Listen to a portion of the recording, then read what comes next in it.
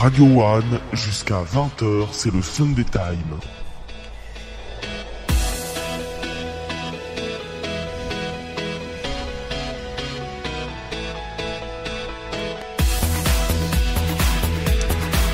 Bonsoir à tous et bienvenue, je suis très heureux de vous retrouver sur radio-one.fr, 19h01.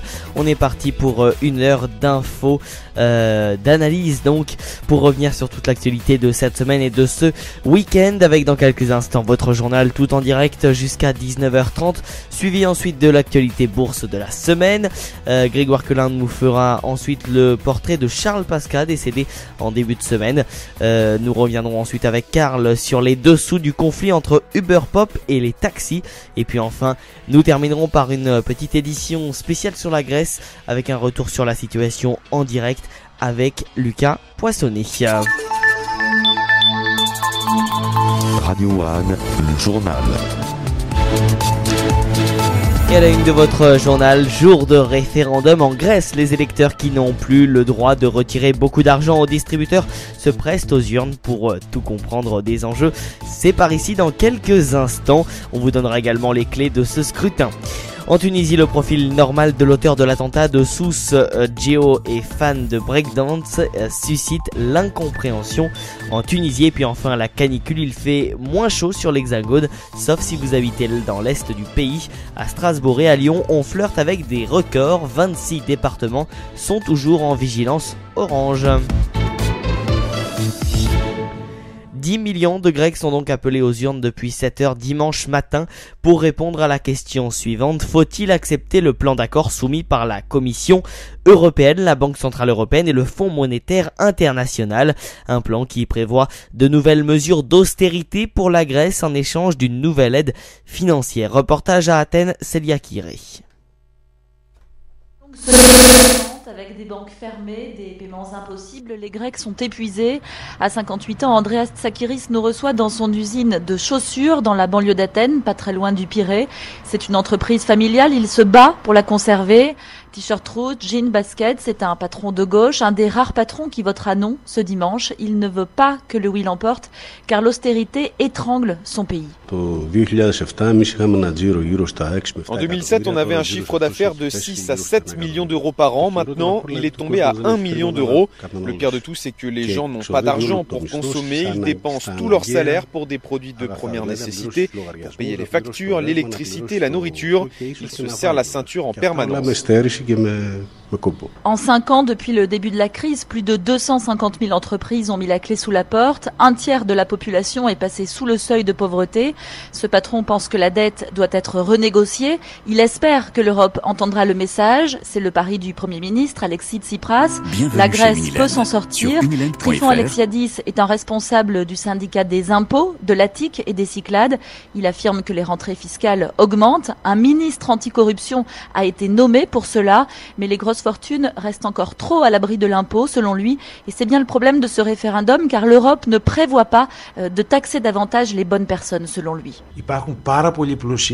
Il y a beaucoup trop de riches grecs qui ne payent pas d'impôts. Si on pouvait les taxer, on ferait des merveilles. C'est un système injuste et en plus, il y a une forte évasion fiscale. Si on résout ces problèmes, on n'aura plus besoin d'aucun prêt de l'Europe. Aujourd'hui, la Grèce dispose de 50 milliards d'euros de rentrées d'impôts, mais elle perd 15 milliards d'euros par an d'évasion fiscale. Les partisans du non ont donc peur de la puissance des institutions européennes et en face, les tenants du oui ont peur également, mais eux craignent davantage que l'Europe les mette hors du jeu si le non l'emporte. D'une certaine façon, il préfère rentrer dans le rang. Cet investisseur regarde l'Acropole du haut de son bureau à Athènes. Il voit que la situation se dégrade, mais il garde le sourire. Il cherche une solution raisonnable. I will vote yes. I think that Je vais voter oui. Je pense que si le non l'emporte, les conséquences économiques seront pires que si le oui gagne. Parce qu'en ce moment, notre pays est vraiment très fragile. Nous dépendons de quelqu'un d'autre pour nos dépenses de tous les jours. Et cette personne, eh bien, c'est la Banque centrale européenne. Si elle ne pousse plus sur le bouton, si elle coupe le robinet, il n'y aura plus d'argent qui entrera ici. Peut-être que dans les jours qui viennent, on ne pourra retirer que 50 euros, que 20 euros, peut-être rien du tout. La BCE, c'est donc le seul moyen d'avoir des liquidités. Donc, on doit forcément être d'accord avec elle et ce sera plus facile si le oui l'emporte. Sinon, je ne suis pas sûr que l'État sera en mesure de payer les retraites ni les salaires des fonctionnaires dans les prochains mois. Je ne sais vraiment pas qui sortirait gagnant de cette affaire. Les tenants du oui veulent donc que Bruxelles et la Banque centrale continuent d'aider la Grèce. Ils demandent que le robinet de l'aide d'urgence ne soit pas brutalement coupé. Certains veulent que le Premier ministre grec tombe, mais ce n'est pas le cas d'Antonis Iordanou. Cet homme d'affaires qui travaille dans le tourisme fait venir des Chinois en Grèce. Il estime que l'enjeu de ce vote est considérable. Il dépasse la question du référendum. Nous votons pour savoir si nous resterons dans l'Europe et dans la zone euro. C'est ça la vraie question. Dans ma génération, s'est énormément battue pour rentrer dans l'Europe. La Grèce doit rester présente dans cette union financière. Je ne nie pas qu'on a des problèmes. Je ne dis pas que le oui résoudra tout. Ce n'est pas une solution magique. Si le oui l'emporte, tous les problèmes ne seront pas réglés demain. Mais c'est un moyen de rester à la table des négociations. Le but est de trouver un meilleur accord pour résoudre cette crise de la dette. Finalement, les électeurs semblent d'accord sur un point. Il faut renégocier cette dette. Mais comment, c'est toute la question. Alors, que se passera-t-il demain?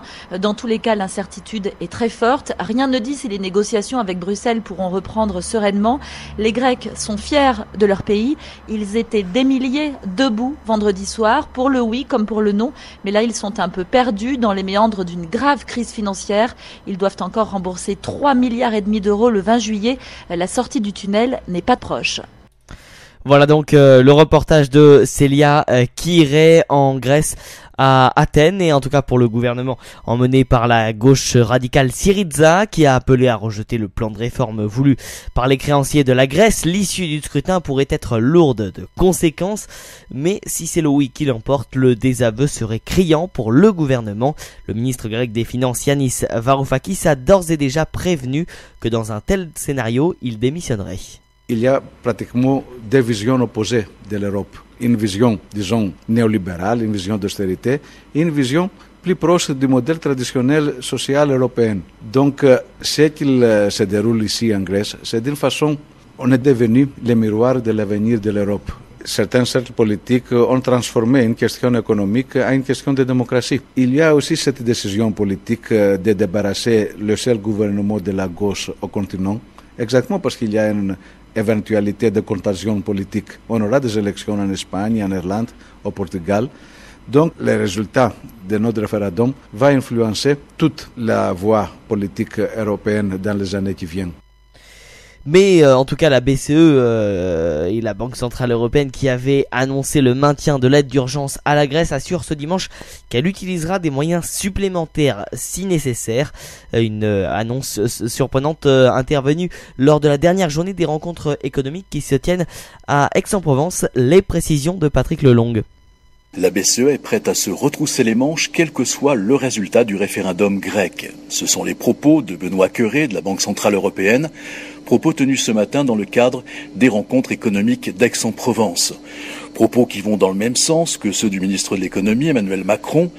Intervenant lui-même aussi ce matin, il ne faut pas refaire un nouveau traité de Versailles car il ne faut pas humilier le peuple grec. L'aide de la BCE, que le oui ou le non l'emporte, consistera à ménager le remboursement de la dette grecque.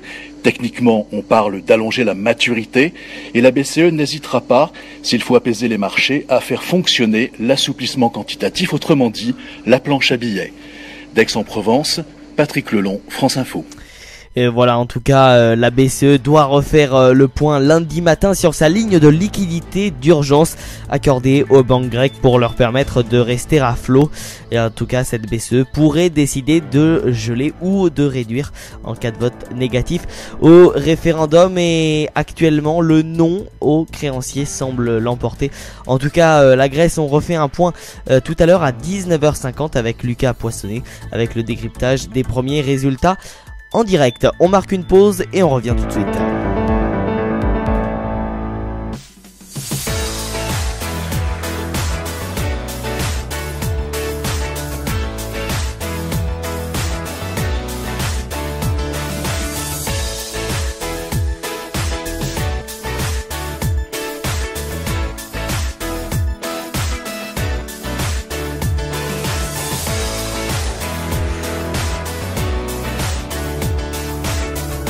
Radio One, le Sunday Time.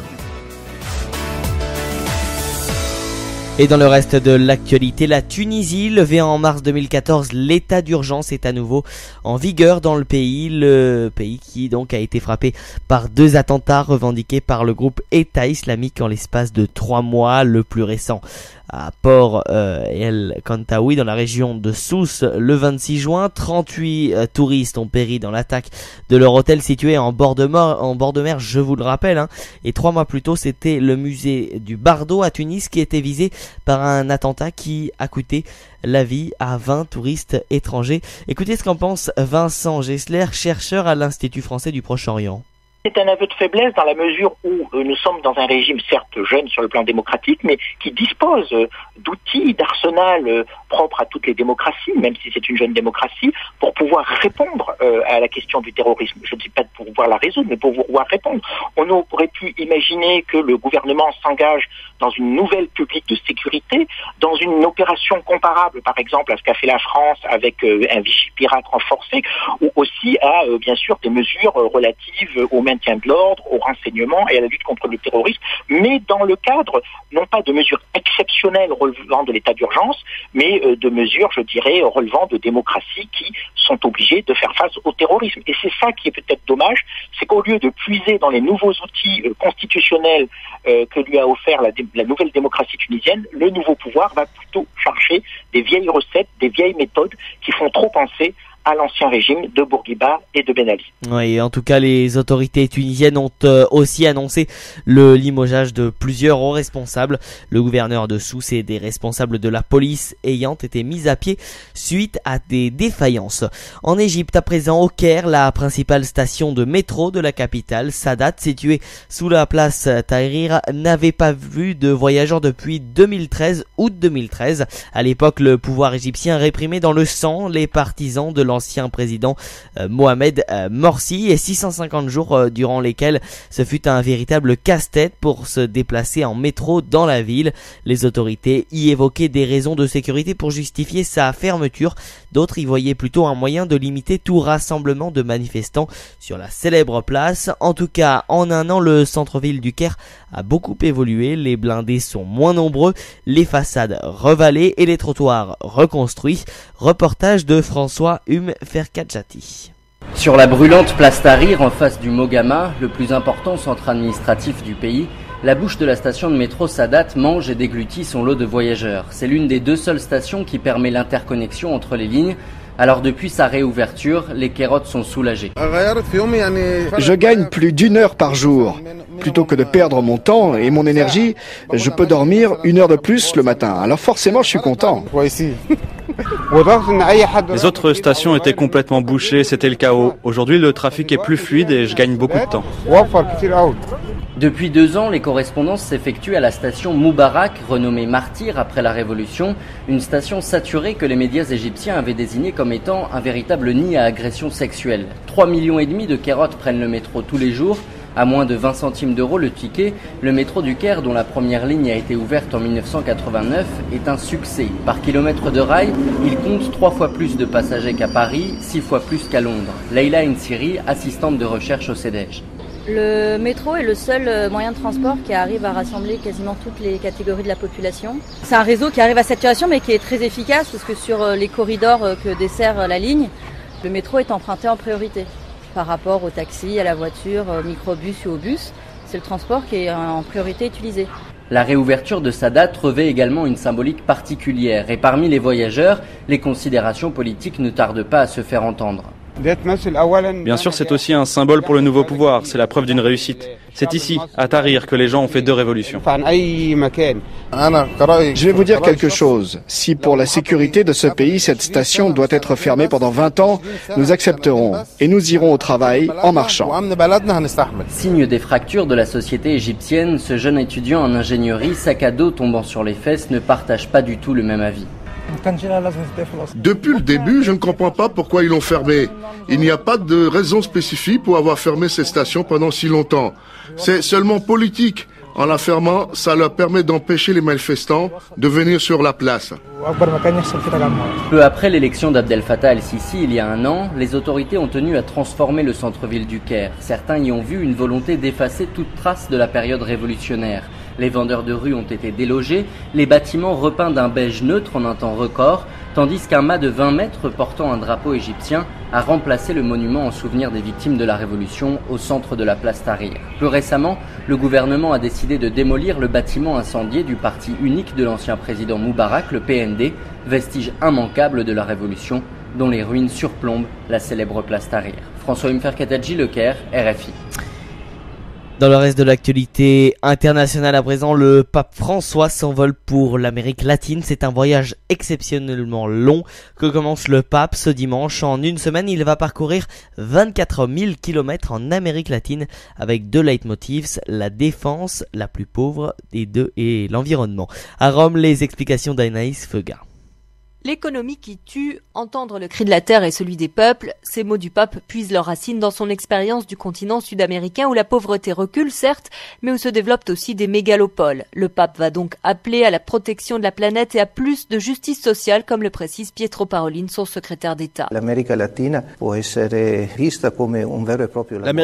peut être considérée comme un laboratoire où l'on expérimente de nouveaux modèles de participation, des formes plus représentatives qui donnent voix au chapitre à des populations qui n'étaient pas assez écoutées jusqu'à présent. Moment fort du voyage, la rencontre mondiale des mouvements populaires en Bolivie. François les avait déjà invités au Vatican l'année dernière. Raphaël et Louise, vaticanistes. En ce moment, le pape se fait l'interprète des exigences d'intégration sociale et économique des peuples pauvres et il parlera certainement des multinationales qui tuent les territoires et les populations indigènes. Ce pape sera encore plus détesté des multinationales et de l'économie financière internationale. Un voyage important donc dans la perspective du prochain aux États-Unis en septembre. Anaïs Feuga, un mot du nucléaire iranien et un accord sur ce dossier est très proche. Voilà ce qu'a déclaré Federica Mogherini, la chef de la diplomatie européenne à son arrivée à Vienne dimanche après-midi. Le moment est venu, nous sommes très proches d'un accord. Voilà ce qu'elle a déclaré avant d'entrer au palais Cobourg où se déroulent les négociations sur le nucléaire iranien depuis près de 9 jours. La FIFA est dans un entretien accordé au journal allemand Welt am Sonntag. Sepp Blatter indique que la France et l'Allemagne ont poussé pour que la Coupe du Monde 2022 ait lieu au Qatar via leurs présidents Nicolas Sarkozy et Christian Wulff. Un mot à présent de la fonction publique et c'était l'une des promesses du candidat Hollande d'embaucher à nouveau des fonctionnaires après les 150 000 suppressions de postes du quinquennat Sarkozy. Seulement voilà, le gouvernement ne tient pas ses objectifs. Au total, 50 000 postes ne sont pas pourvus. Cet état des lieux est dressé dans un rapport fait au nom de la Commission des finances de l'Assemblée nationale. La nageuse de 22 ans, médaillée mondiale, a porté plainte vendredi 3 juillet après une agression homophobe à Amiens. Mélanie Hennig donc, et 8 jours plus tôt, elle a été insultée et violentée alors qu'elle sortait d'un restaurant avec des amis. Le comité du patrimoine mondial de l'UNESCO réuni hier samedi à Bonn en Allemagne a décidé d'inscrire les coteaux, maisons et caves de Champagne ainsi que les climats du vignoble de Bourgogne sur la liste du patrimoine mondial. Écoutez le président de l'association Paysages de Champagne. Historique pour la Champagne, qui s'inscrit dans la longue histoire des Champenois, soucieux de préserver et de poursuivre leur marche collective, notamment par leur obstination à surmonter les obstacles nés des éléments naturels hostiles ou de la folie destructrice des hommes. L'image symbolique du champagne vint de la célébration, de la réconciliation, du bonheur et de la paix, confère à cette décision d'inscription une dimension toute particulière qui dépasse la simple ambition de préservation d'un bien, fût-il exceptionnel. C'est aussi cette dimension de la renaissance et de la fraternité entre les peuples que l'UNESCO a voulu distinguer dans un formidable message d'espoir. Osons le dire tous ensemble, bonheur et champagne pour tout le monde. Un mot à présent de la canicule et Météo France a levé samedi l'alerte pour 12 départements, les Ardennes, l'Aube, la Marne, la Haute-Marne, le Lot, la Meuse, la Nièvre, Lyon, Paris et sa petite couronne qui ne sont plus en vigilance orange, mais l'alerte est maintenue pour 26 départements jusqu'à demain lundi. Alsace, Auvergne, Franche-Comté, Rhône-Alpes ainsi que la Corrèze, la Côte d'Or, la Meurthe-et-Moselle, la Moselle, la Saône-et-Loire, le Tarn, le Tarn-et-Garonne et les Vosges.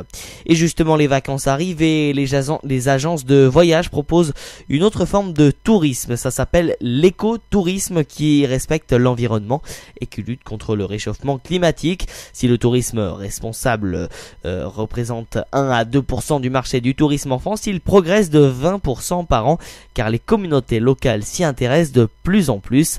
Loin des paillettes et des festivités, le comité du tourisme de la Côte d'Azur propose une autre image de cette région dont la biodiversité exceptionnelle est due à la présence de milieux naturels variés et préservés. Maya Costache a testé pour vous ce tourisme différent. Reportage. Nous embarquons à Saint-Jean-Cap-Ferrat sous le soleil sur un gréement à 3 voiles à la découverte des mammifères marins. Dauphins et baleines sont en danger. L'association Grand Bleu milite pour la défense de la vie marine. Nous apercevons avec Arnaud Guillard, le skipper de l'association, un poisson lune, mais à côté du bateau flotte un déchet, un ballon en plastique qui gâche le magnifique paysage de la côte. Les sacs plastiques, les caisses en polystyrène de poissonniers, tout ce genre de macro-déchets qui va être susceptible après d'être absorbé par des animaux qui ensuite s'empoisonnent avec tout ça. Le problème va se poser également pour les petits animaux qui vont absorber ces micro-déchets, ce qui va empoisonner toute la chaîne alimentaire puisque au sommet de la chaîne alimentaire, les grands prédateurs vont s'empoisonner à leur tour en ingurgitant ces petits poissons qui auront, eux, absorbé les micro-déchets. À 1 heure des plages, nous entrons dans le territoire de la réserve des Monts d'Azur, un site d'exception à 1200 mètres d'altitude où se côtoient des animaux sauvages protégés par les conventions internationales. Cerfs, sangliers, chevaux sauvages ou bisons vivent ici en parfaite entente dans les 700 hectares de nature. On respire l'air pur et partons en calèche, conduit par Morgane pour un safari aventure. Donc là, ce que vous avez en face, c'est bien un bison mâle, parce que comme je vous disais, on a les femelles d'un côté, les mâles de l'autre. Donc là, lui, c'est un mâle. Donc vous voyez, il est tout seul. On va voir que les femelles et les jeunes, ils sont vraiment bien regroupés entre eux. Tandis que les mâles, ils sont un petit peu à l'écart. Ils font leur vie, quoi. On a quelques naissances, on a 3 petits bisons qui sont nés et un poulain qui est né et il y en a encore dans les ventres. Alors attention, on va redémarrer. C'est des loups canadiens. Là, ils cherchent la nourriture. Ils sont 5. Il y en a un qui a la tête blanche et sinon, le corps, il est tout noir. Le parc animalier Alpha à Saint-Martin-Vésubie fête cette année ses 10 ans d'existence et accueille 3 meutes comprenant 22 loups gris en semi-liberté. Quentin Lormeau est notre guide. Montrer l'animal, en parler. On va aller voir les meutes, on pourra profiter des nourrissages, de tous les espaces de soins et de travail que nous on a, d'expliquer un peu la biologie en soi. Et après, ça va être de parler de la vie avec, des contraintes. Il peut y avoir que les gens soient informés. L'écotourisme en France, un potentiel à découvrir. Allez, on marque une pause et dans un instant, c'est le journal des sports pour clôturer cette édition de 19h.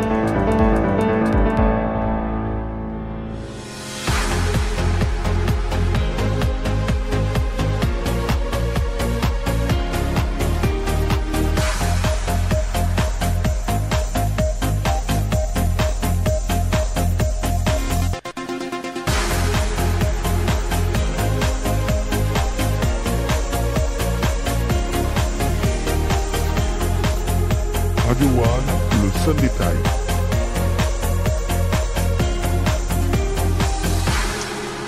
Et le Tour de France, deuxième étape aujourd'hui après le course de la montre de la journée d'hier. Et une victoire au sprint était attendue à Zélande aux Pays-Bas. Elle a bien eu lieu, mais au terme d'une étape particulièrement animée, là où l'Allemand André Greipel a été plus rapide que le Slovaque Peter Sagan et qui remporte une 7e victoire sur le Tour depuis 2011. Écoutez le Suisse Fabian Cancellara qui termine 3e et qui s'empare du maillot jaune aux dépens de l'Australien Juan Dennis. Hier, j'étais vraiment désolé, mais c'était la course. Pourquoi Je travaillais pour venir ici en Tour de France pour encore reporter une fois le maillot jaune. Une 29e journée et maintenant c'est aujourd'hui. Et aussi ça, c'est vraiment, je suis vraiment content. Et je pense aujourd'hui, je dis, il y a les sprinters, je suis en avant, c'est Tony Martin, c'est Tom Dumoulin, il est là. Alors, je dois trouver la chance, je dois trouver quelque chose dans le sprint et arriver troisième au sprint,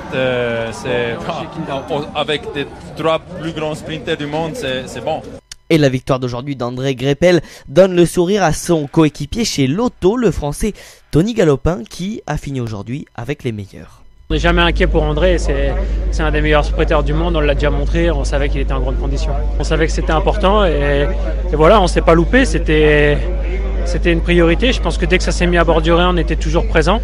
Je pense même que c'est nous qui avons provoqué vraiment la sélection d'une vingtaine de coureurs. Donc je pense que Pau se montrait satisfait. André gagne en costaud. Donc voilà, c'est génial. Pour nous, c'est une bonne journée. On a la victoire d'étape. On est 3 coureurs sur les 20 devant.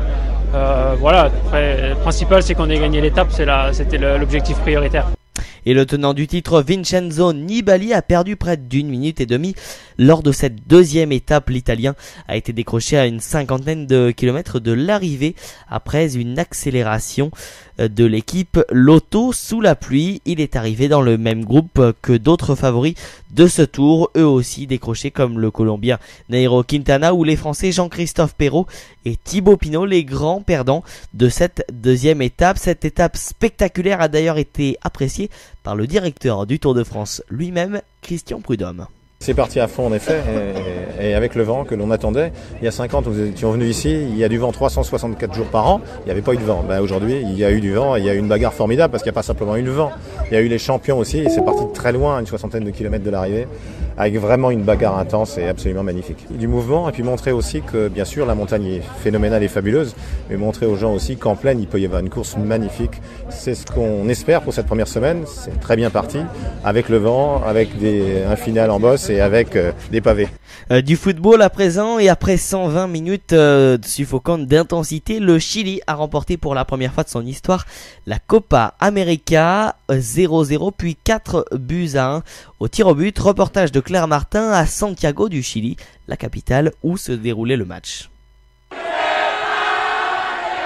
Entonné par des milliers de gens, l'hymne national a cappella s'élève de la place Italia, la place principale où Santiago vient fêter ses victoires. C'est une véritable marée rouge, couleur de l'équipe nationale qui envahit ses moindres interstices. Je suis heureux, ému, c'est historique pour notre génération d'avoir remporté la coupe. Je n'ai pas de mots, c'est génial. Allez le Chili, champion! Je suis trop heureuse. Que du bonheur, nous sommes grands, nous sommes chiliens, nous résistons. Vive le Chili!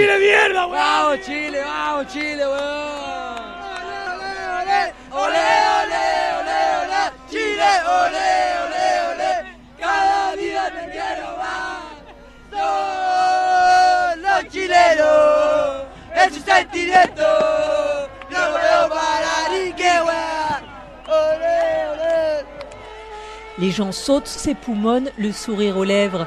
Maillot rouge, chapeau tricolore, peinture sur le visage, tous se sont préparés pour le match du plus petit. Voilà, alors évidemment, faut imaginer avec un peu de musique, mais c'est à peu près comme ça que les gens vont danser à notre petite réception. Alors, non, en fait, ça tombe plutôt bien parce que, comme je vous disais, nous ne louons des bateaux que pour des soirées visiblement musique classique. Ah bah ça ça manquait. C'est pour ça que je suis venue célébrer cette victoire sur la place. Je suis heureuse. Maintenant, je peux mourir. J'ai dit à mon Dieu, tu peux m'emporter maintenant. Tout le Chili est sorti dans la rue crier son euphorie. Un sentiment dont il avait bien besoin dans un contexte politique houleux, après une année remplie de catastrophes naturelles. Santiago du Chili, Claire Martin, France Info. Voilà le reportage donc à l'instant à Santiago du Chili où l'ambiance était à la fête. Vous l'avez bien sûr compris et ça peut être effectivement compréhensible. Malgré un départ manqué en Formule 1, Lewis Hamilton a tiré parti circonstance de course pour signer un 5e succès cette saison et creuser à nouveau l'écart au classement sur Nico Rosberg, deuxième. Longtemps en tête de la course, les Williams ont craqué sous la pluie et offert la troisième place à Sébastien Vettel. Et puis un peu de golf, et l'Open de France, c'était à Paris tout ce week-end, et à l'issue d'une démonstration de golf, Bernd Wiesberg a remporté la 99e édition de l'Alstom Open de France à Guyancourt avec une carte de -13. L'Autrichien devance l'Anglais James Morrison de 3 points. Victor Dubuisson, le premier Français, termine 12e. Vous écoutez Radio One, il est 19h31. Radio One, le journal. Le rappel des titres de l'actualité à 19h30, et les Grecs votent depuis ce matin pour un référendum indécis dont le résultat sera crucial pour l'avenir du premier gouvernement de gauche radicale de l'Union européenne, mais aussi pour la place de la Grèce dans l'Europe. Alexis Tsipras, Premier ministre grec, a voté ce matin, déclarant que personne ne pouvait ignorer le message de détermination d'un peuple à prendre son destin entre ses mains. Il est évident que la réponse à un non grec ne peut être une sortie automatique de la zone euro, a d'ailleurs indiqué Emmanuel Macron, et selon plusieurs articles dans la presse anglo-saxonne sortie il y a une grosse demi-heure, c'est le non qui serait en passe de l'emporter. La BBC d'abord rapporte que les journalistes grecs sont convaincus que le non gagnera. Le Financial Times indique qu'un sondage de dernière minute montre un résultat très serré, largement en faveur du non, rejetant ainsi une offre de la dernière chance de sauvetage par les créanciers de la Grèce. En tout cas, la Grèce, on en reparle tout à l'heure avec Lucas Poissonnet à 19h50. La canicule, et 26 départements restent en vigilance orange. C'est sur la Lorraine, l'Alsace et la région lyonnaise que les températures sont les plus élevées. Du tourisme, et les traditions viticoles de la Champagne et de la Bourgogne ont été distinguées par l'UNESCO, qui a décidé de leur entrer au patrimoine mondial. Un mot du nombre de morts sur les routes en France, il a baissé de 5% au mois de juin. Et puis enfin du sport et de la Formule 1, le Britannique Lewis Hamilton a remporté le Grand Prix de Grande-Bretagne de Formule 1 à Silverstone. Et on va dans quelques instants retrouver Grégoire pour revenir sur l'ensemble de l'actualité bourse de la semaine. Nous sommes d'ailleurs en train de l'appeler. On va revenir donc avec lui sur l'ensemble de l'actualité bourse de la semaine. Et puis juste après, ce sera Grégoire Quelin qui nous rejoindra pour son hommage à Charles Pasqua, décédé en début de semaine. Et puis ensuite on parlera avec Karl des dessous du conflit entre Uber Pop et les taxis. Bonsoir Grégoire. Oui, bonsoir. On va revenir donc avec vous sur toute l'actualité bourse de la semaine. Tout à fait. Alors cette semaine, pour commencer l'été, le mercato d'été a démarré sur les chapeaux de roue pour l'Olympique lyonnais. Le club vient de recruter Claudio Bovu, qui a signé pour 4 ans pour un montant de 4,5 millions d'euros. Alcoa doit publier ses résultats trimestriels la semaine prochaine, le mercredi 8 juillet plus précisément, ce qui marquera le début de la saison des publications du second trimestre aux États-Unis. Euronext fait connaître qu'après diverses opérations d'émission d'actions, le nombre total d'actions Neorax s'élèvera à 32 56 000 actions. D'autre part, le groupe hôtelier Accor Hotel vient de signer un accord avec le groupe angolais Activos LDA pour l'ouverture de 50 nouveaux hôtels comprenant 6200 chambres au total d'ici 2017. Le CAC 40 a fini en baisse de 0,57% sous la barre des 5000 points à 4808,22 points, mais certains économistes pensent que d'ici 2017, le CAC 40 pourrait franchir le seuil de 6000 points. Alors nous verrons ça bien évidemment d'ici 2007. D'autre part, le Dow Jones en baisse également de 0,16% à 17 730,11 points. Le lingot d'or est actuellement à un niveau stable de 34 180 € le kilo d'or. Et le baril de pétrole en légère progression à $60. Voilà. Oui, merci beaucoup Grégoire. Alors justement, l'avenir de la Grèce, il va se découpiller justement dans la semaine. Le non semblerait l'emporter, en tout cas dans les deux cas, hein, que ce soit oui ou non, les bourses européennes risquent de chuter fortement cette semaine. Oui, déjà on l'a bien vu cette semaine, hein, que le CAC 40 a fortement baissé, et c'est en partie à cause de la Grèce qui sème l'inquiétude au niveau des investisseurs. boursedufutur@gmail.com pour tous vos conseils d'investissement. Merci beaucoup Grégoire et à la semaine prochaine. À la semaine prochaine, merci. Radio One, le Sunday Time. Un homme politique est donc décédé cette semaine, un grand homme plus que il s'appelle Charles Pasqua. Et justement, on s'est dit à la rédaction qu'il était important de revenir sur la vie de cet homme. Et c'est Grégoire Quelin qui nous en parle. Bonsoir Grégoire. 29 juin sur Rennes. Charles Pasqua est mort. Lundi 29 juin sur Rennes. Âgé de 88 ans, l'une des grandes figures du gaullisme s'est éteint des suites d'une crise cardiaque. Né le 18 avril 1927 à Grasse dans les Alpes-Maritimes, portrait d'un homme attaché à la France, portrait de celui qui savait manier l'art de la rhétorique avec tant de finesse. En 1942, alors qu'il n'est âgé que de 15 ans, Charles Pasqua, sous le pseudonyme Prairie, s'engage au sein de la résistance française. Fier de sa nation, il s'engage ainsi auprès du général de Gaulle. Une vingtaine d'années plus tard, en 1968, cet homme de réseau, comme beaucoup de ses confrères le remarquent, est élu député des Hauts-de-Seine. Cette élection marque le début de sa flamboyante carrière politique. Député pendant 5 ans, président du Conseil des Hauts-de-Seine pendant 16 ans, auxquels s'ajoutent 4 mandats de sénateur. En outre, Pasqua intègre le gouvernement à 2 reprises afin de devenir le plus haut flic de France. Ministre de l'Intérieur de 1986 à 1988, lors de la cohabitation entre Mitterrand et Chirac, il accède à nouveau à cette fonction entre 1993 et 1995 au sein du gouvernement mené par Édouard Balladur. Fondateur du Rassemblement pour la République, il rejoint par la suite l'Union pour un mouvement populaire avant de mettre fin à sa carrière politique en 2011.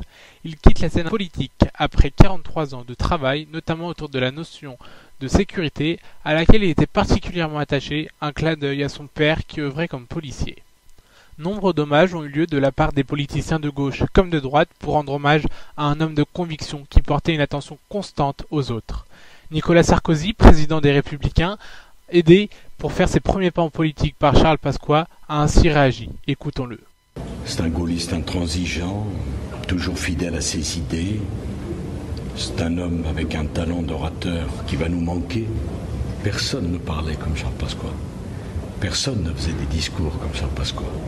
C'est un homme qui aimait passionnément la France, le général de Gaulle, la politique, Napoléon.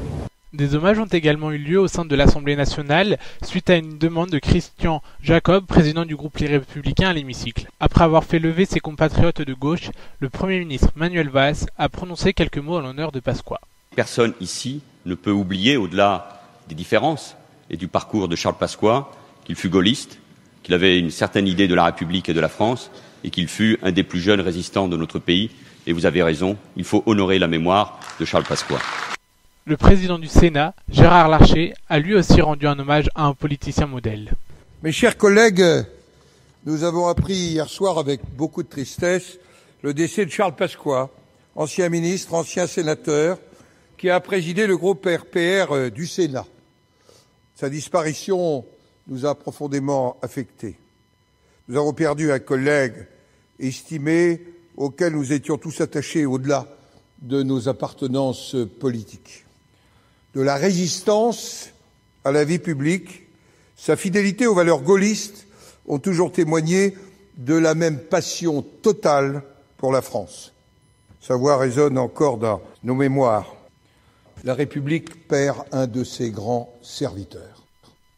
Résistant de la première heure, gaulliste de toujours, il était une figure de la vie politique française, notait quant à lui Alain Juppé. Il ne transigeait pas avec sa vision des intérêts de la France, salue Nathalie Kosciusko-Morizet sur Twitter. À gauche comme à droite, on rend aussi un dernier hommage en la mémoire d'un patriote qui incarnait une certaine idée de la France. On salue le résistant attaché à la République, comme l'exprima notamment Bruno Leroux, président du groupe socialiste à l'Assemblée nationale.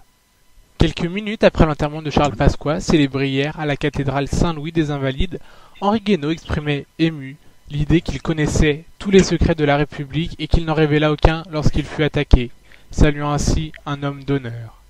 Modèle pour certains jeunes politiciens, celui qui déclara « il faut terroriser les terroristes » restera à jamais un personnage éminent de la Ve République. Il a désormais retrouvé la terre de son enfance, à Grasse. Grégoire Collin, merci beaucoup. À suivre, Uber Pop, c'est terminé en France.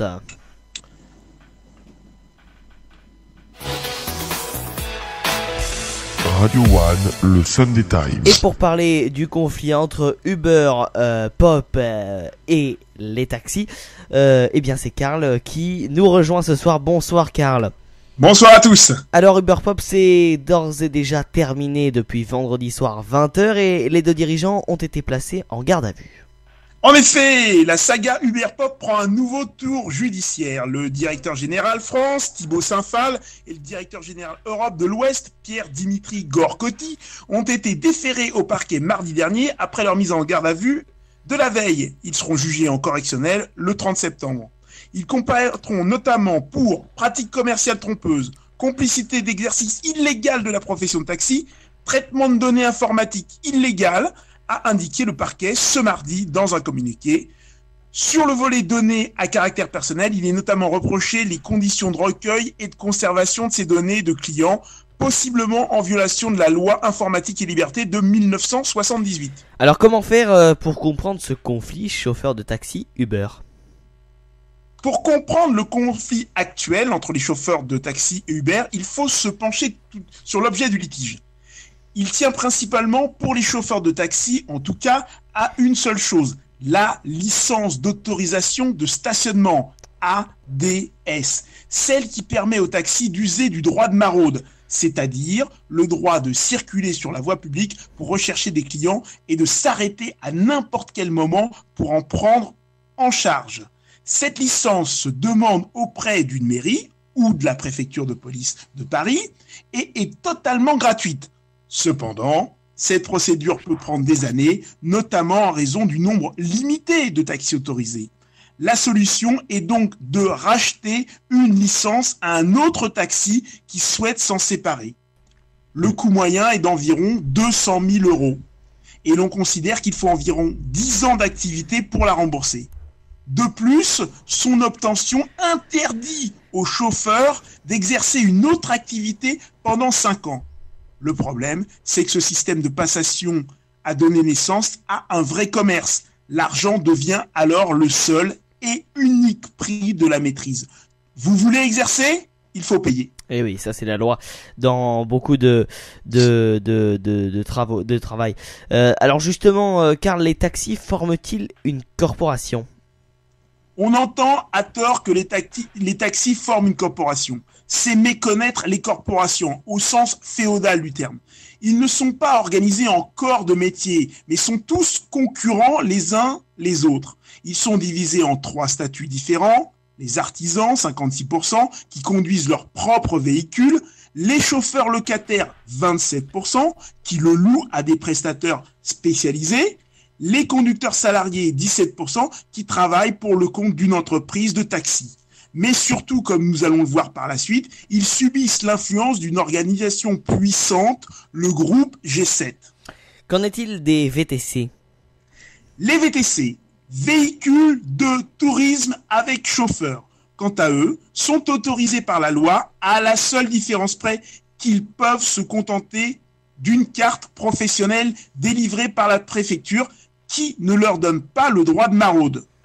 Depuis peu, le Conseil constitutionnel a décrété que les VTC ne peuvent pas circuler en attendant une réservation. C'est en quelque sorte une interdiction de maraude électronique et c'est précisément le service que proposent bon nombre d'applications comme Hitch, Chauffeur Privé, Jump ou encore Uber, qui est la plus connue. Implanté dans la plupart des grandes villes de France et notamment la capitale, Uber satisfait ses clients en proposant des tarifs connus à l'avance et souvent bien moindres que les taxis classiques, un choix de berline à la commande, low cost Uber Pop, standard Uber X, premium Uber Berline et familial Uber Van. et une qualité de service supérieure, bouteille d'eau offerte, courtoisie, etc. La seule chose obligatoire, c'est de posséder un smartphone pour l'application et la géolocalisation. Devant ce système efficace et émancipé du problème de licence et des charges qui incombe au taxi, qui se positionne de facto comme une concurrence rugue, la colère des taxis qui doivent rembourser leur licence et payer leurs charges est compréhensible. Alors justement, qu'est-ce qui a fait exploser ce conflit ? La goutte d'eau qui a fait déborder le vase est l'arrivée de l'offre low cost d'Uber Pop. Même si la société a renforcé les contrôles à l'admission des chauffeurs Uber Pop, en demandant notamment aux candidats de se déclarer en statut d'auto-entrepreneur, on reste tout de même à la limite de la légalité. Il n'est pas nécessaire d'avoir la carte de VTC et encore moins d'être titulaire d'une licence. Mais cela ne pose aucun problème selon Uber, qui continue à affirmer être dans son bon droit. Et ce, malgré l'interdiction de stationnement sur la voie publique en attente de clientèle contenue dans la loi Thévenoud. Selon le procureur de la République, au 30 juin dernier, 202 chauffeurs Uber Pop ont fait l'objet de condamnation à des amendes et un chauffeur a été condamné à 15 jours d'emprisonnement avec sursis. Et comment s'explique la colère des usagers contre les taxis ? La colère des usagers contre les taxis dits classiques peut paraître légitime, surtout sur un point, le principal, celui des tarifs. Mais comme si cela ne suffisait pas, il y a aussi le problème de la disponibilité. Trouver un taxi à Paris un samedi soir est une mission quasi impossible. Tout ceci est bien connu. Mais ce qui l'est moins, c'est que cette situation est l'œuvre d'une personne, Nicolas Rousselet, le PDG du groupe G16, fils d'André Rousselet, directeur de cabinet et ami de François Mitterrand, fondateur de Canal+, qui avait acquis l'entreprise en 1960. Ça y est, on aura compris le tour politique que prennent les choses. Ouais, et quelle est cette fameuse genèse de ces taxis G7 ? L'entreprise voit le jour en 1905 sous le nom de la Compagnie française des automobiles de place. Elle deviendra la G7 en 1913, après son rachat par la banque Mirabeau et compagnie. Elle détient alors plus de 85% du marché des 10 000 taxis de la capitale. En 1930, après la crise de 29, on compte près de 30 000 taxis. En 1937, le Front populaire instaure le numerus clausus par décret préfectoral et fait passer les taxis de 32 000 à 14 000. Depuis, le nombre de taxis n'a que très peu évolué. On compte 17 137 taxis à Paris en 2013 pour 2 268 000 millions d'habitants. Pour 2 268 000 habitants, pardon. En 1993, la société rachète les taxis bleus dans le plus grand secret. Le groupe compte 10 000 taxis affiliés sur un total de 17 500 voitures à Paris, soit 57% du parc. Mais sa force réside aussi dans ses filiales. G7 détient également des entreprises d'équipement de taxis, d'assurance, d'école et de location de licence. Un vrai trust économique. En 2007, le gouvernement Fillon demande un rapport à Robert Chassigneux, président du groupe Sanels et ancien directeur des renseignements généraux, puis directeur de cabinet de François Mitterrand, pour contrer le rapport Attali qui prône la libéralisation et la dérégularisation totale des taxis. Encore de la politique pour des intérêts privés. Et quelle est la principale différence entre les taxis et les VTC ? On distingue donc très vite deux mondes. D'un côté, celui des taxis, rattaché au ministre de l'Intérieur et gouverné par des chefs d'entreprise, organisés en lobby, avec notamment l'Union nationale des industries du taxi, UNIT, dont le PDG de G7 est le président, et l'autre, celui des VTC, rattaché au ministère des Transports et aligné sur le modèle néolibéral américain, dérégulateur et très peu sécuritaire. Et alors, quelle est la stratégie aujourd'hui des taxis G7 ? Le groupe G7 a misé sur une stratégie efficace. En 1990 et 2002, aucune nouvelle licence de taxi n'a été attribuée, alors que le PIB de la région d'Île-de-France augmentait de 17% et le nombre des passagers d'aéroports de Paris de 49%. La désertion des rues, surtout en période de pointe, samedi soir, a permis au groupe de profiter de cette situation de pénurie pour forcer les usagers à faire appel aux centrales de réservation. On comprend alors l'intérêt pour M. Rousselet de maintenir un nombre de taxis constant, en donnant également la possibilité à certains utilisateurs aisés de pouvoir se payer des abonnements pour être prioritaires sur la réservation de taxis et en établissant par contrat la priorité aux courses commandées via Central Radio. La société a réussi à forcer les taxis à se rapprocher d'elle pour avoir des clients. Alors penchons-nous à présent sur Uber. Outre l'aspect de désordre public, le conflit d'Uber Taxi pose la question du travail et de sa libéralisation. Uber est l'archétype de la start-up tout droit issue de l'incubature libérale des États-Unis, la Silicon Valley. C'est une nouvelle vague économique qui déferle sur le marché de l'emploi. Officiellement, et pour faire joli, elle se nomme économie de partage. Ces dirigeants nous font croire que tout ne part que des bonnes intentions des individus qui veulent s'entraider et que ne sont là que pour mettre à disposition des outils technologiques pour les mettre en relation. Même discours chez Airbnb, leader dans le marché de l'hôtellerie de partage. Ce modèle participe grandement à l'occultation des rapports de force entre l'exploitant et l'exploité. Il participe du processus libéral du chacun pour soi et prolétarise un peu plus des classes en grande difficulté. Il prend en otage des personnes qui ne trouvent plus d'emploi sur un marché saturé en leur proposant une solution alternative, payée au lance-pierre et sans aucune protection sociale. Mais l'argument est là, vous êtes libre. Libre d'exercer comme on vous semble, autant que vous le voulez et avec très peu de contraintes. C'est de cette manière qu'Uber peut espérer voir des personnes en grande détresse courir après les 8 000 € promis par la société, à condition bien sûr de travailler 6 jours sur 7 et 12 heures par jour en moyenne. Oui, ce système est-il justement vrai? Non, ce système non. Il ne se base pas sur une économie de partage, mais cultive au contraire les intérêts personnels et œuvre à la mise en concurrence des travailleurs entre eux. Pas étonnant alors de voir des personnes se professionnaliser comme avec Airbnb, où certains propriétaires et même locataires en font leur métier. Et que peut-on dire de cette fameuse économie de partage? L'économie de partage se présente comme une alternative anti-système, mais elle finit par faire système. C'est un ultra-libéralisme, mais au cœur tendre. Plus encore, c'est la mainmise par les entreprises sur le peu de propriété privée qu'il reste encore aux individus. On les pousse à mettre en location leur voiture, leur maison, leurs biens, tout en prenant une commission qui remplit les poches de dirigeants et d'actionnaires. Et où en est-on au jour d'aujourd'hui ? Aujourd'hui, le mal est fait. Les clients sont unanimes. Après avoir testé Uber, plus personne ne veut revenir au taxi classique. Bon nombre d'utilisateurs disent y trouver une qualité de service supérieure et un prix plus attractif, avec un pouvoir d'achat considérablement réduit. Faire une course de 35 € pour 6 km n'est pas donné à tout le monde. S'ajoute à cela le mépris grandissant contre les chauffeurs de taxi au vu de la violence de leurs manifestations. Les langues se sont déliées, tout le monde clame sa colère en dénonçant les abus des taxis. Le refus de certaines destinations, l'arnaque tarifaire, les incivilités, les tentatives de viol, etc. Au point même d'aller jusqu'à créer 2 catégories de personnes, les chauffeurs VTC et les chauffeurs de taxi, en omettant malhonnêtement qu'il existe aussi des abus de la part des chauffeurs Uber.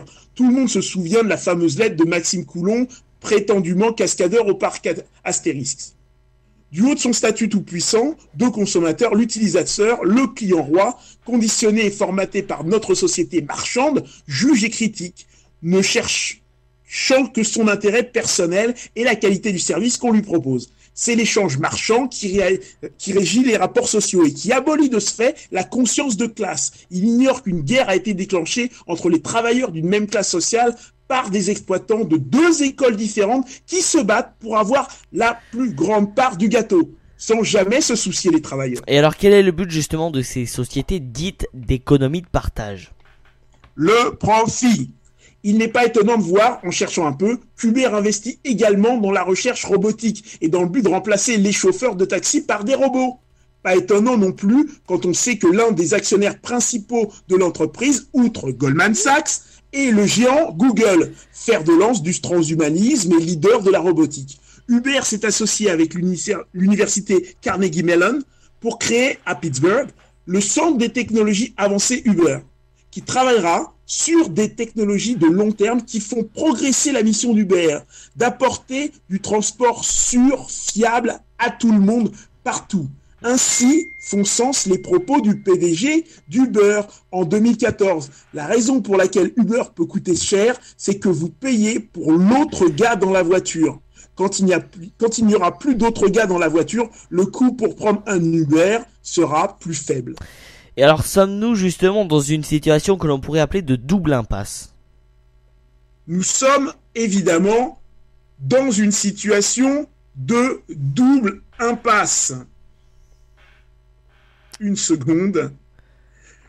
On est tenu de choisir entre s'aligner sur une firme néolibérale américaine, Uber, qui propose ses tentacules dans le monde entier en explosant les marchés et en fragilisant l'avenir des travailleurs, ou défendre les exploiteurs tout-puissants de grands groupes, comme G7, qui ont constitué leur fortune avec la sueur des travailleurs, tout en prolétarisant leur situation. Il serait peut-être temps de repenser le marché du transport en réunifiant les travailleurs pour qu'ils s'affranchissent de la contrainte de la licence ADS et de l'étreinte des groupes de centralisation de l'activité, tout en les laissant s'autogérer en fonction de leur métier, de leurs besoins et des attentes des clients.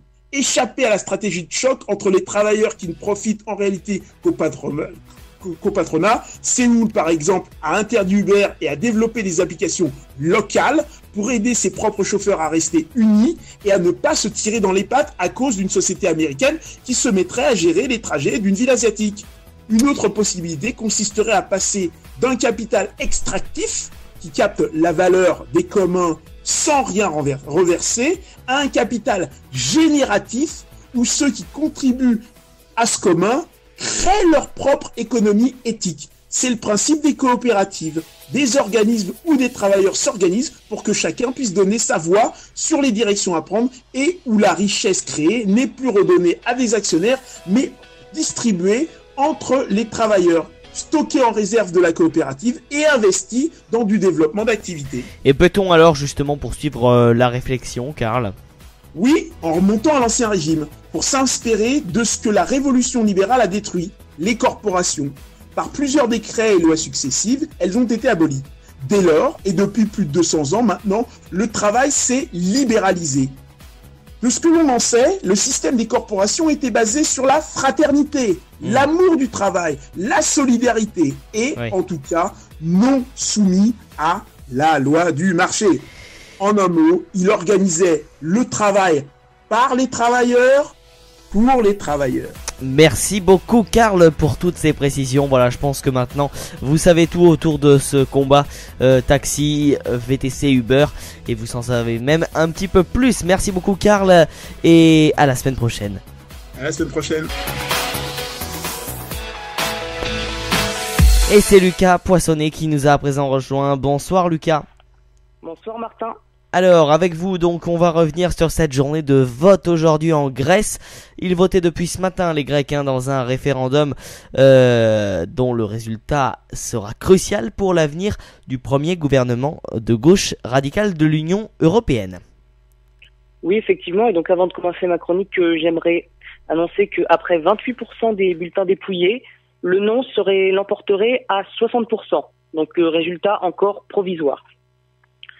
Et donc, élu en janvier dernier, il y a 5 mois, le Premier ministre grec Alexis Tsipras a eu pour tâche principale la négociation du paiement d'une dette qui s'élève aujourd'hui à 320 milliards d'euros, soit 175% du PIB grec. Alexis Tsipras s'engage alors dans un numéro d'équilibriste, ne voulant pas sortir de l'euro, mais ayant bien l'intention de tourner la page de l'austérité. En février 2015, l'Eurogroupe, qui réunit les différents ministres des Finances des pays de l'Union européenne, les mêmes pays de l'Union européenne qui détiennent la plus grande partie de la dette grecque, prolonge de 4 mois l'aide financière à la Grèce en échange d'un effort budgétaire à hauteur de 1,7% du PIB. Le 12 mai dernier, 750 millions d'euros ont ainsi pu être payés au FMI, mais ce jour-là, aucun accord qui aurait permis de débloquer 7 milliards d'aides n'est trouvé. Mais en juin, se profilaient 4 échéances de remboursement au FMI. Mais la Grèce, grâce à une clause du règlement du Fonds monétaire international que seule la Zambie avait utilisée jusqu'à présent, a demandé le regroupement et le différement des paiements au 30 juin. Le 26 juin dernier, la Commission européenne propose un prêt de 15,5 milliards d'euros à la Grèce en contrepartie de nouvelles mesures d'austérité, prévoyant notamment une hausse des différents taux de TVA, surtout dans les îles où tout est déjà plus cher que dans la métropole, des coupes en ce qui concerne les petites retraites et les pré-retraites, ainsi que l'acceptation par la Grèce d'un objectif d'excédent budgétaire de 1% à la fin de l'année. Et c'est ce texte que le gouvernement annonce soumettre à référendum le lendemain matin. Gouvernement qui appelle d'ailleurs à voter non afin de pouvoir négocier un nouvel accord car le gouvernement considère cet accord en l'état comme humiliant. Mais comme vous l'avez déjà remarqué, je pense, la date du 30 juin est passée, ce qui veut dire que la Grèce est donc officiellement en défaut de paiement envers le FMI. Mais le gouvernement grec a de nouveau fait appel à une clause du règlement du Fonds monétaire international qui stipule qu'un pays peut demander le report de ses paiements afin de faire face à, je cite, des épreuves exceptionnelles. Le FMI n'a toujours pas donné son verdict. En cas de victoire du oui au référendum, il est probable que le Fonds monétaire international puisse s'arranger avec la Grèce qui aura alors de quoi payer. En cas de non, la situation risque d'être beaucoup plus compliquée. Les créanciers voudront sûrement mettre la pression sur Alexis Tsipras. Déjà, l'Eurogroupe a pris l'annonce du référendum comme un acte d'arrêt des négociations. Tout dépendra, en cas de victoire du non au référendum, de la volonté des créanciers à vouloir garder la Grèce dans la zone euro et dans l'Union européenne. Si le gouvernement hellène est invité à venir se rasseoir à la table des négociations, Alexis Tsipras va de nouveau appeler à une restructuration de cette dette. Il s'est d'ailleurs réjoui de la publication jeudi dernier d'un rapport du FMI qui allait en ce sens. La BCE elle-même a appelé également à une restructuration. Le problème étant qu'aucune de ces deux institutions ne veut voir la dette qu'il détient restructurée et que les États européens, notamment la France et l'Allemagne, qui détiennent la majorité de la dette, ne veulent pas entendre parler pour l'instant de restructuration. Sur le plan intérieur, Syriza et son allié l'ANEL ont appelé à voter non, de même que Obdoré. Tandis que l'ancienne coalition au pouvoir, Nouvelle Démocratie et le PASOK, en plus des centristes de Tepotami, appellent à voter oui. Les communistes du KKE, qui veulent une sortie de l'euro et de l'Union européenne, appellent à glisser un bulletin nul dans l'urne. Donc voilà pour les faits. On va maintenant analyser de plus près la crise de la dette grecque et je vais un peu m'énerver. Car le peuple grec subit une injustice flagrante et il n'est absolument pas responsable de cette dette. L'adhésion à l'Union européenne a obligé les gouvernements successifs à se financer auprès des marchés financiers, moyennant des intérêts extrêmement élevés. Car ce sont les intérêts qui ont formé l'essentiel de la dette et non, comme on nous le répète inlassablement, la dépense publique. Mais, à des intérêts extrêmement élevés, s'est ajoutée une fraude fiscale massive de la part des CSP les plus favorisés, notamment les professions libérales. Et c'est donc à l'encontre d'absolument toute logique que l'on fait payer au peuple grec, en particulier aux plus pauvres, une dette dont ces gouvernements, les institutions européennes et les marchés financiers sont responsables. Et ce peuple grec a déjà payé très cher. Les 10% les plus pauvres ont perdu jusqu'à 86% de leurs revenus et un tiers des Grecs sont menacés par la pauvreté. Et tout ça pourquoi ? Pour une dette qui est passée de 120% du PIB au début de la crise à 175% aujourd'hui. Le résultat est là et il est sans appel pour l'austérité. Pourtant, les créanciers continuent dans cette logique en voulant encore imposer la rigueur aux Grecs. Je dis imposer, car non contents de fixer des objectifs inatteignables comme les 1% d'excédent budgétaire à atteindre fin 2015, les créanciers veulent aussi imposer la manière dont cela doit être fait. Monsieur Tsipras avait par exemple, pendant les dernières négociations, proposé une taxe de 12% sur les profits de plus de 500 000 euros. Elle a été refusée par les créanciers qui ont préféré à nouveau faire porter l'effort par les plus pauvres. Et ce sont ces mesures imposées de l'extérieur que la Troïka voit d'un œil horrifié proposées à la ratification du peuple. Déjà en 2011, on avait empêché M. Papandréou de consulter son peuple sur le bien fondé des mesures d'austérité. Et l'on l'a remplacé par le rassurant M. Papademos. La Troïka s'est comportée alors comme une puissance occupatrice face à un gouvernement de collaboration trop remuant. Tout ça pour un jour, dans une semaine ou dans 10 ans, s'apercevoir que la dette grecque n'est absolument pas payable. Il commence déjà à s'en apercevoir, mais pour l'instant, personne ne veut vraiment restructurer la dette. Et de toute façon, il faudra d'une façon ou d'une autre la restructurer. Mais une simple restructuration de la dette grecque, voire même une annulation, ce qui ne serait que justice, ne réglera pas les problèmes de fond, tels que par exemple le totem de la lutte à tout prix contre l'inflation, le monopole donné aux marchés financiers sur les dettes et le culte fait au fameux sérieux budgétaire. Il y a énormément à remettre en cause dans le fonctionnement de l'Union européenne et de l'euro, et je pense qu'on peut même aller jusqu'à remettre en cause l'existence même de la monnaie unique européenne. Alors, est-ce que après cette monnaie unique européenne, elle doit se faire justement à 28? Est-ce que c'est pas justement beaucoup, Lucas, pour arriver justement à une telle alliance? Oui, forcément, puisque on veut faire converger les économies de 28 pays européens. On veut donc faire converger et ça, les c'est monnaies de totalement 28 impossible. pays. Oui, c'est évidemment complètement impossible. Déjà, les économies par exemple, de l'Allemagne, de la France sont extrêmement différentes. Alors, imaginez un peu entre des pays comme l'Allemagne et la France, donc, et la Grèce. La Grèce qui, par exemple, n'avait pas du tout modernisé sa structure financière à son entrée dans l'Union européenne. Une entrée dans l'Union européenne qui a d'ailleurs été précipitée, comme en témoigne le fait que les gouvernements de l'époque ont, avec l'aide bienveillante de la banque Goldman Sachs, truqué leurs comptes afin de se mettre en conformité avec les règles d'adhésion. Oui, ça c'est sûr. Et puis cette introduction justement de la Grèce dans l'Union européenne, elle s'était faite également dans des conditions un petit peu particulières. Voilà, Valéry Giscard d'Estaing, alors président à l'époque, avait accepté tout cela, Lucas, oui, sans aucune condition, avec eh bien le fait que parce qu'on était justement dans les 30 glorieuses. Oui, la Grèce, elle est rentrée dans l'Europe, je crois, dans les années 70 ou 80, si je me trompe pas. Oui. Oui, c'était déjà la fin sous Giscard des fameuses 30 glorieuses. Et donc, du coup, faire rentrer la Grèce dans l'Union européenne, ça a été une erreur monumentale. La Grèce venait tout juste de sortir d'une dictature, la dictature des colonels. Le pays était absolument retardé dans son développement. Ouais, c'est un pays du sud de l'Europe en fait, comme le Portugal à l'époque. Et donc, du coup, ils étaient vraiment pas prêts à rentrer dans l'Union européenne qui aurait donc une vocation à être une union de pays plutôt développés.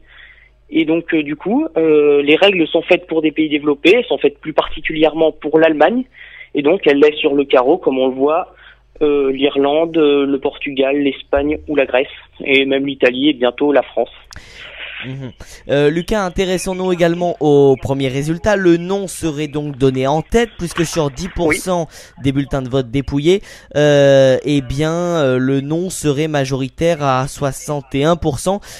Ça veut dire quoi ce non? Ça veut dire que les Grecs vont sortir de l'Union européenne ou que des négociations vont continuer? Bien, d'abord, on peut voir que après 32% des bulletins dépouillés, bien, le non est toujours à 61%. Donc, de minute en minute, la victoire du non semble de plus en plus probable. Et là, vraiment, c'est un peu le flou total dans ce qui va se passer. Ça dépend si les différents créanciers préfèrent la théorie du maillon ou la théorie des dominos. La théorie du maillon stipulerait que la Grèce étant un peu le maillon faible de l'Union européenne, une sortie de la Grèce favoriserait donc un renforcement du maillon puisque le point faible en aurait été éjecté. La théorie des dominos, ça tout le monde la connaît. Si on fait tomber un domino, eh bien tous les autres tombent et donc du coup on aurait peur que une sortie de la Grèce puisse donc entraîner une fin de l'Union européenne.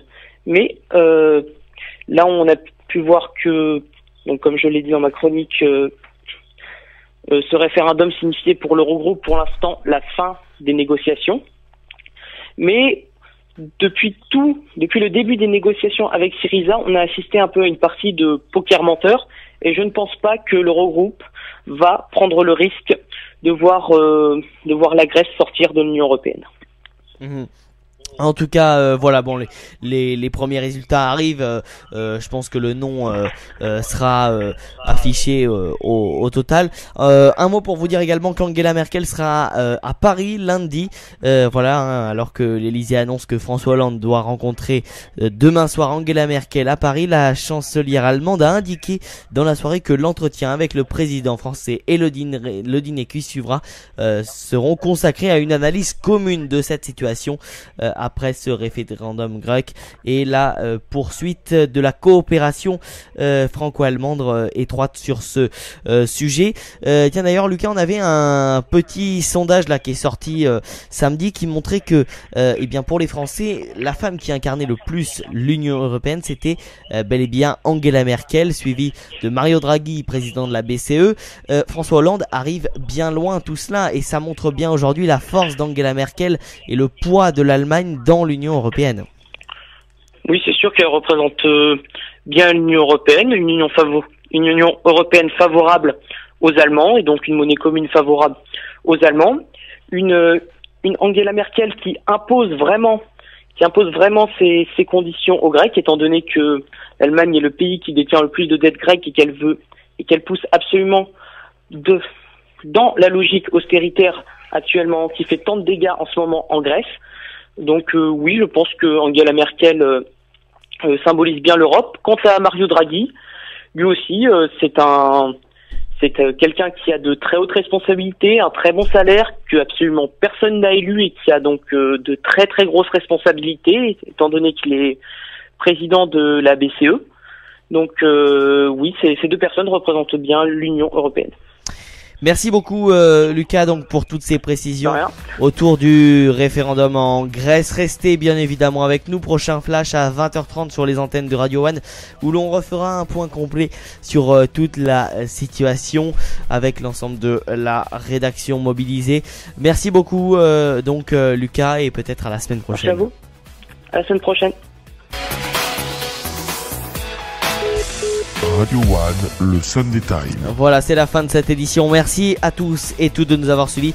Rendez-vous la semaine prochaine, dimanche prochain, pour une nouvelle édition du Sunday Time. Nous restons avec vous tout au long de ce mois de juillet. Un rappel donc de ce référendum en grec. Le non est donc en tête après le dépouillement de 30% des bureaux de vote. Pour comprendre les enjeux du scrutin, restez avec nous puisque nos flashs seront là pour vous éclairer toutes les demi-heures sur Radio One tout au long de la soirée. Le podcast de l'émission sera disponible dans la soirée également.